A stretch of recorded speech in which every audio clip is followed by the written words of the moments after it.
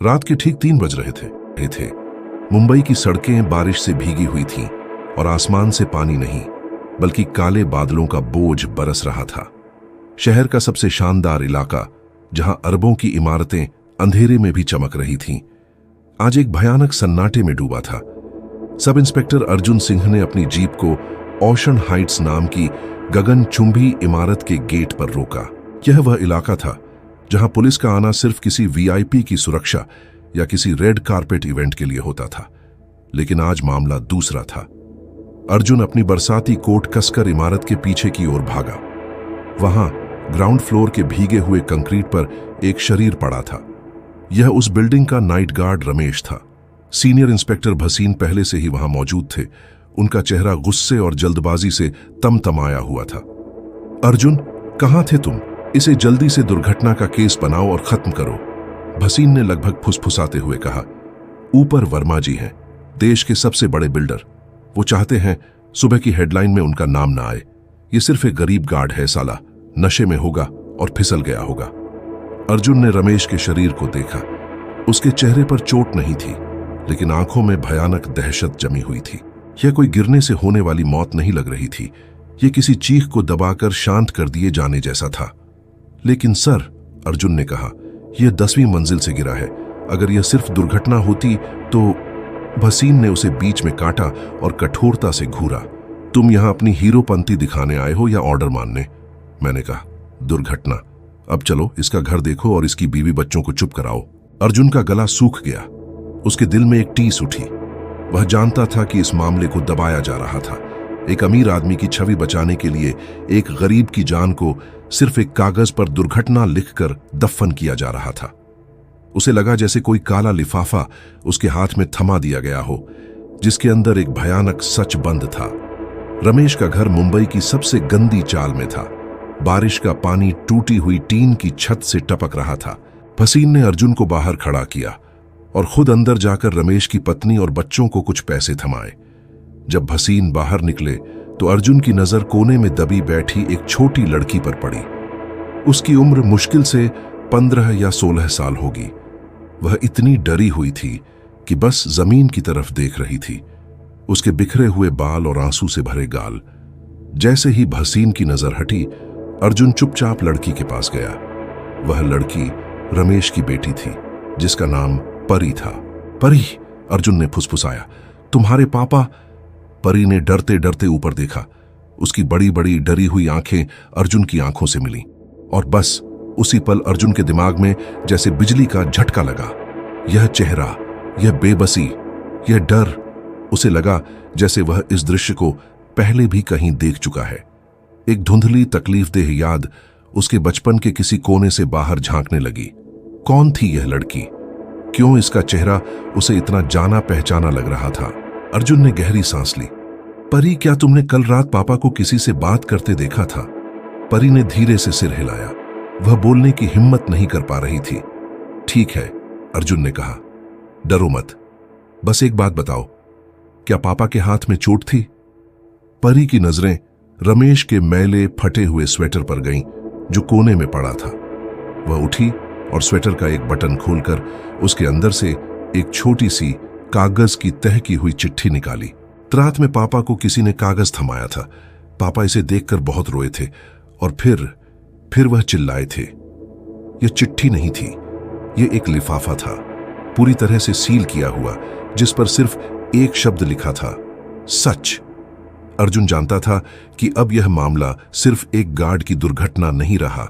यह एक धमकी, एक रहस्य और शायद एक खून था। उसने भसीन को चकमा देकर वह लिफाफा अपने कोट में छिपा लिया। यह लिफाफा अब उसके न्याय के मिशन की चाबी था।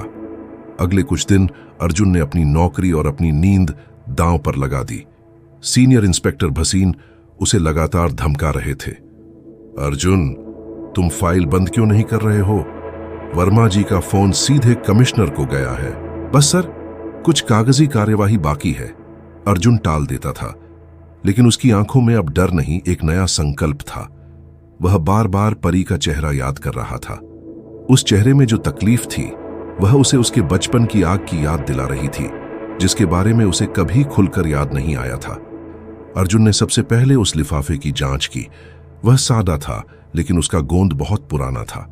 ऐसा लगा जैसे इसे सालों पहले सील किया गया हो और हाल ही में खोला गया हो। फिर उसने रमेश के शरीर को याद किया। भसीन ने जल्दी जल्दी पोस्टमार्टम करा दिया था, जिसमें शराब के सेवन और गिरने को मौत का कारण बताया गया था। लेकिन अर्जुन को रमेश की कटी हुई उंगली का किनारा याद था। अर्जुन चुपचाप ओशन हाइट्स गया।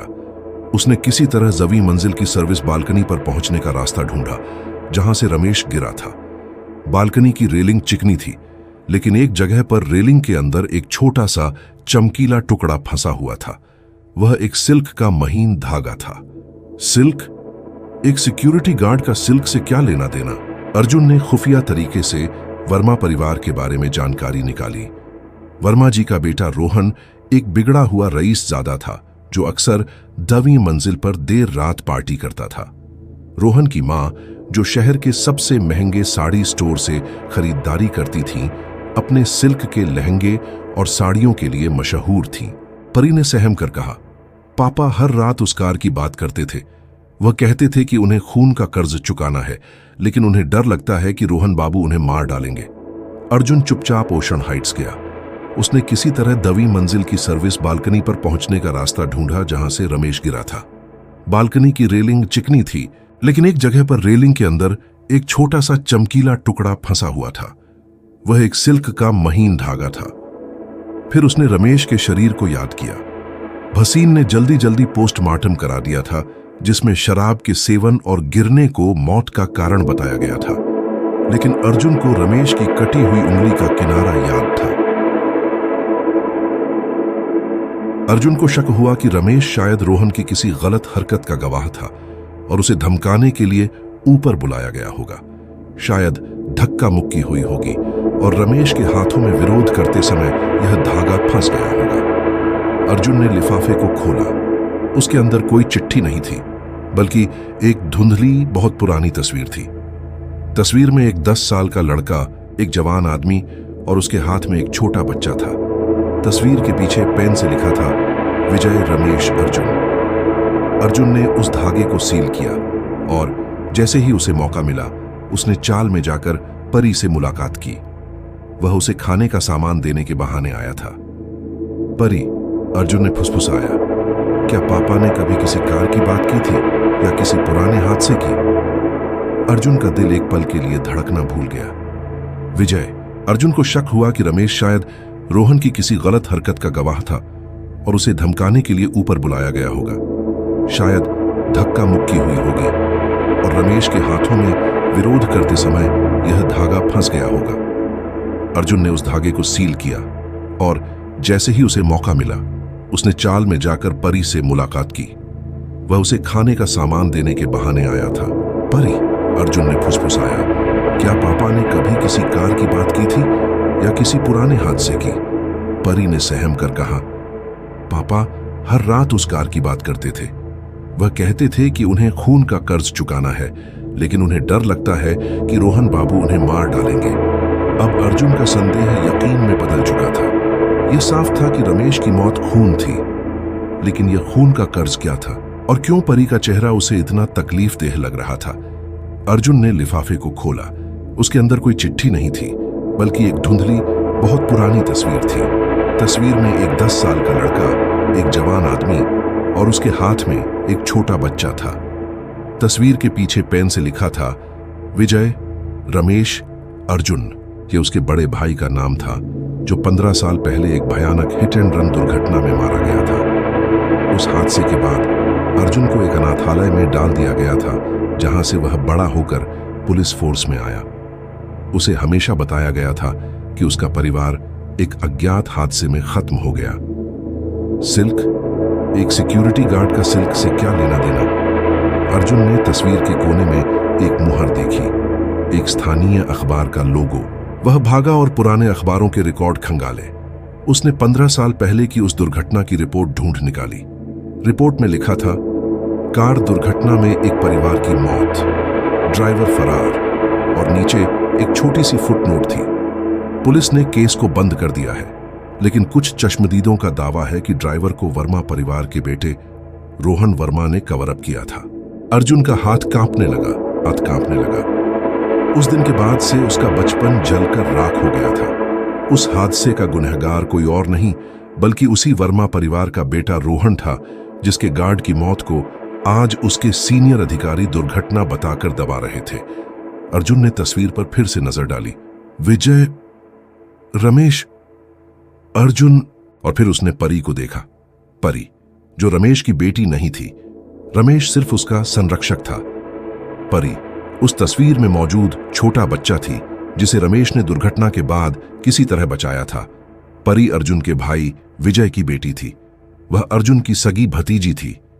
रमेश, जो अर्जुन के भाई का दोस्त था, उसने उस सच को छिपाया था ताकि परी सुरक्षित रहे, और बदले में वर्मा जी की बिल्डिंग में गार्ड की नौकरी ले ली थी। लेकिन जब रमेश ने वर्मा जी को ब्लैकमेल करना चाहा ताकि वह परी को न्याय दिला सके, तो रोहन ने उसे छत से धक्का देकर मार दिया। अर्जुन की आंखों में आंसू थे, लेकिन उसकी वर्दी का कड़कपन वापस आ गया था। अब यह सिर्फ एक केस नहीं था, यह उसका अधूरा अतीत था जिसे न्याय दिलाना था। अर्जुन ने इंटरकॉम उठाया और कमिश्नर को फोन किया। उसने भसीन को नजरअंदाज किया और सीधे एक्शन में आया।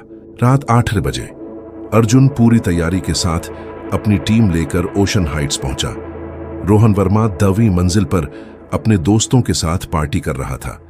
अर्जुन ने दरवाजा तोड़ दिया। संगीत अचानक बंद हो गया।